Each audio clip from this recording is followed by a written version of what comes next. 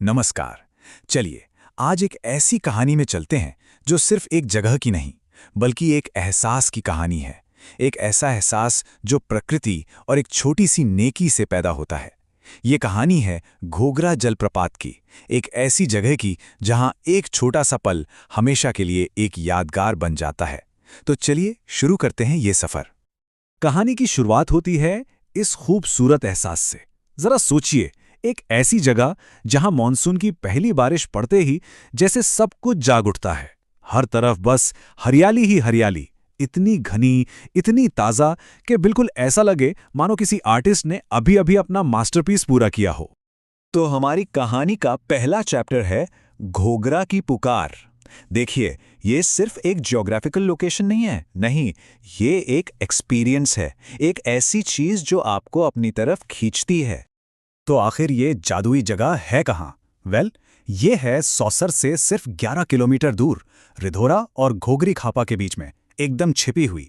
ज्यादातर साल तो ये बस एक शांत सी जगह रहती है अपनी ही दुनिया में, लेकिन जैसे ही मॉनसून की पहली बूंदें जमीन पर गिरती है ना, बस ये जगह बिल्कुल जिंदा हो उठती है, एक नया ही रूप ले लेती है।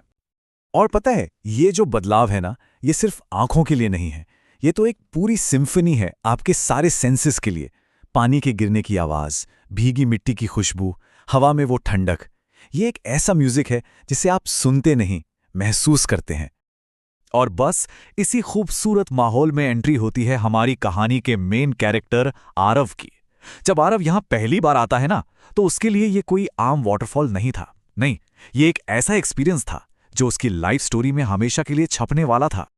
1 मिनट के लिए चलिए आरव के साथ वहीं खड़े हो जाते हैं। फील कीजिए, कानों में पानी के गिरने की वो पावरफुल आवाज, हवा में भीगी मिट्टी की वो सौंधी सौंधी खुशबू, और वाटरफॉल से उड़कर आती वो ठंडी ठंडी बूंदें जो चेहरे पे पड़ रही हैं। एक अलग ही सुकून है ना? आरव को भी बिल्कुल ऐसा ही लगा, जैसे लाइफ की सारी थकान, सारी टेंशन उस बहते पानी के साथ ही बहती चली जा रही है। और ठीक उसी सुकून भरे पल में उसकी नजर एक छोटी सी कांपती हुई चीज पर पड़ी। बारिश में पूरी तरह भीगा हुआ एक नन्हा सा पक्षी। पानी के किनारे वो उड़ने की बेचैनी से कोशिश कर रहा था, लेकिन शायद उसके पंखों में अब जान ही नहीं बची थी। और बस यहीं से कहानी एक नया मोड़ लेती है, एक ऐसा मोड़ जो सिर्फ नेचर की ब्यूटी से आगे जाता है। अब बात होगी एक छोटे से लेकिन बहुत ही इंपॉर्टेंट काम की, एक ऐसा काम जो इस कहानी का दिल है। तो आरव ने क्या किया? उसने उस चिड़िया को देखा, एक सेकंड भी नहीं सोचा। वो आगे बढ़ा और बहुत ही आराम से, बहुत प्यार से उस छोटे से पक्षी को अपनी हथेली में उठा लिया। फिर पास ही एक पेड़ की डाली पर उसे सुरक्षित बिठा दिया, ताकि वो बारिश से बच सके और थोड़ी हिम्मत जुटा पाए। लेकिन ये जो छोटा सा काम था ना, ये सिर्फ एक पक्षी को बचाने के बारे में नहीं था, ये तो एक बहुत बड़े सबक की शुरुआत थी।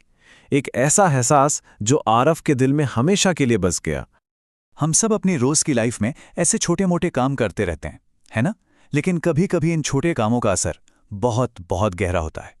तो सवाल यही है कि आरव की इस मामूली सी मदद का असली मतलब क्या था?